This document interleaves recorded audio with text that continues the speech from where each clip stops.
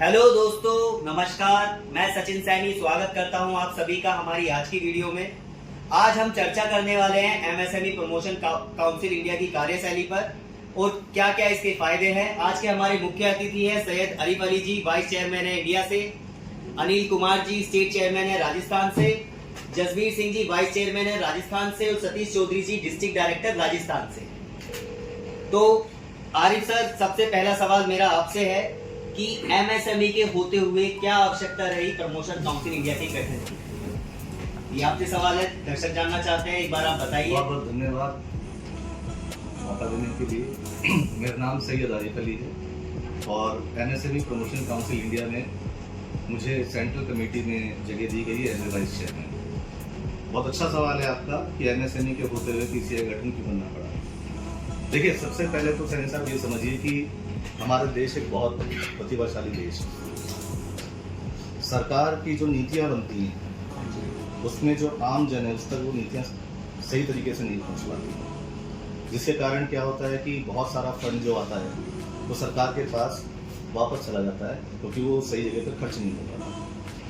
तो promotion council India ने एक ये खामी देखी कि सेंट्रल गवर्नमेंट से जो भी फंडिंग आ रही है, जो भी स्कीमें आ रही हैं, वो स्टेट के सीएम तक पहुंचती है, स्टेट के सीएम से वो डिस्ट्रिक्ट के डीएम तक पहुंचती है, डिस्ट्रिक्ट मजिस्ट्रेट तक पहुंचती है, एमएसएमई के डिस्ट्रिक्ट डायरेक्टर तक पहुंचती है, जो कि एमएसएमई मिनिस्ट्री ने उनको अपॉइंट किया होता है। लेकिन कहीं ना कहीं ये विडंबना हमारे देश की ये भी है कि सरकारी आदमी प्रॉपर तरीके से काम नहीं करता है।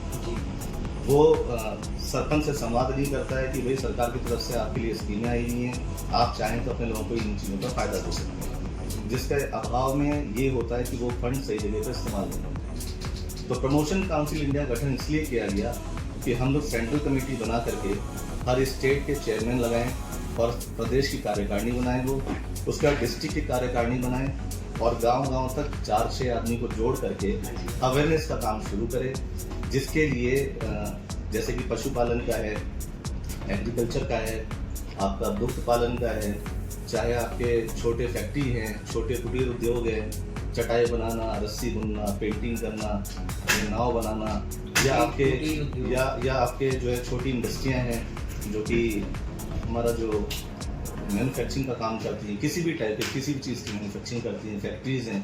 तो इससे अगर इनको मतलब हम प्रमोट करते हैं, इनको हम बढ़ावा देते हैं, तो उससे क्या होगा कि एक तो एम्प्लॉयमेंट बढ़ेगा और जहाँ ये फैक्ट्रियाँ इंडस्ट्रियाँ लगेंगी, जिनके भी लोग होंगे वो अपने क्षेत्र में रह करके आराम से वहाँ पे सेवा प्रदान कर सकेंगे, कुछ लोगों को भी उसमें काम मिल सकेगा, जिससे कि रोजगार की उन्नति होगी। तो इस करके जो मेन मोटिव है हमारा कि जो जहाँ पे है उसके पलायन को रोका जा सके, वो अपनी प्रतिभा का अपने ही इलाके में संपूर्ण उपयोग कर सके, और अगर सरकार से ऋण की आवश्यकता पड़ती है, जो कि ज़रूरी है, पड़ती ही है, तो वो सब उसमें जो है हम लोगों को उनके साथ मिल करके कंधे से कंधा मिला के काम करना होता है। अनिल जी, अगला सवाल मेरा आपसे है कि एमएसएमई प्रमोशन काउंसिल इंडिया से जुड़े हुए आपको कितना समय हो गया है और आपका एक अपना पर्सनल अनुभव कैसा रहा है एमएसएमई प्रमोशन काउंसिल? जी, बहुत धन्यवाद संजय जी। मैं एमएसएमई प्रमोशन काउंसिल इंडिया में पिछले 4 महीनों से कार्यरत हूँ। मुझे राजस्थान प्रदेश के प्रदेशाध्यक्ष के रूप में नियुक्त किया गया है।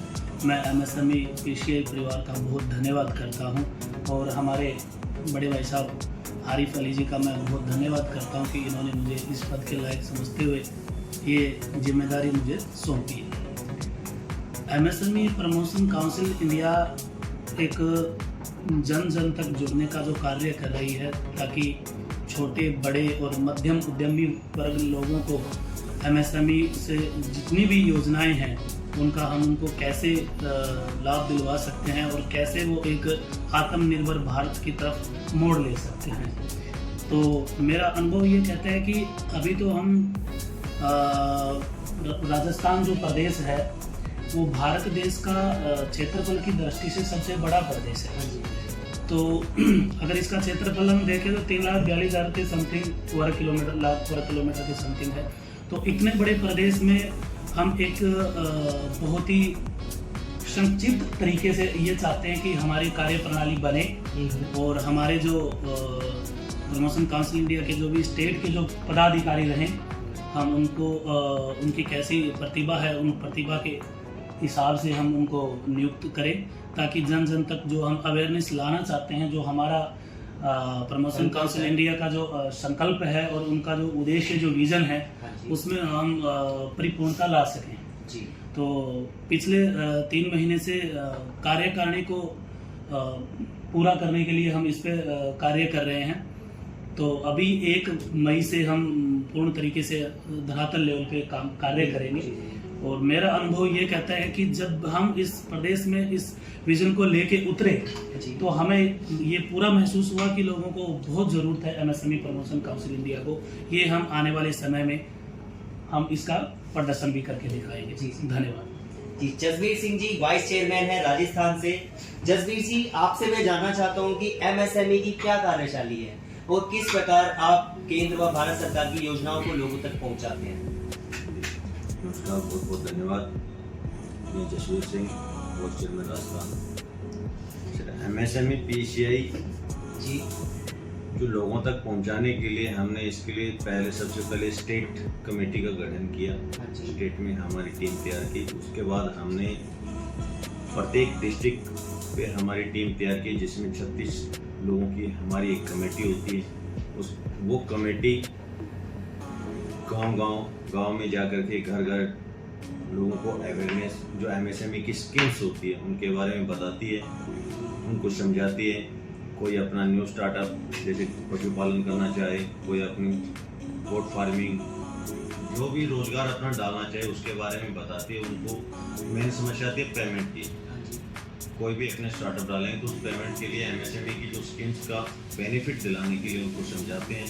फिर वो बेनिफिट दिलाने के लिए उनका सहयोग करते हैं। डॉक्यूमेंटली उनकी प्रोसेस जो होती है उसमें हम उनका सहयोग करते हैं। हम लोगों का सहयोग करते हैं। बहुत अच्छी बात है सर। अब बढ़ते हैं सतीश चौधरी की तरफ। सतीश चौधरी जी डिस्ट्रिक्ट डायरेक्टर है राजस्थान से। नमस्कार सर। नमस्कार सतीश जी, आपसे जानना चाहेंगे हम कि भारत के कौन कौन से स्तर के नागरिक एमएसएमई प्रमोशन काउंसिल इंडिया से जुड़कर इसके लाभ ले सकते हैं। एमएसएमई में हर कोई व्यक्ति जो भारत का नागरिक हो वो इसमें जुड़ करके लाभ ले सकता है। जैसे गृहिणी, कोई विद्यार्थी और कोई बिजनेसमैन, व्यवसाय, जो भी ये चाहे कि भी मुझे भारत की आर्थिक शक्ति बनने में मदद करनी है और मेरा रोजगार अच्छे से चलाना है, वो सभी इसमें आ सकते हैं। जी। और बहुत सारी योजनाएं हैं।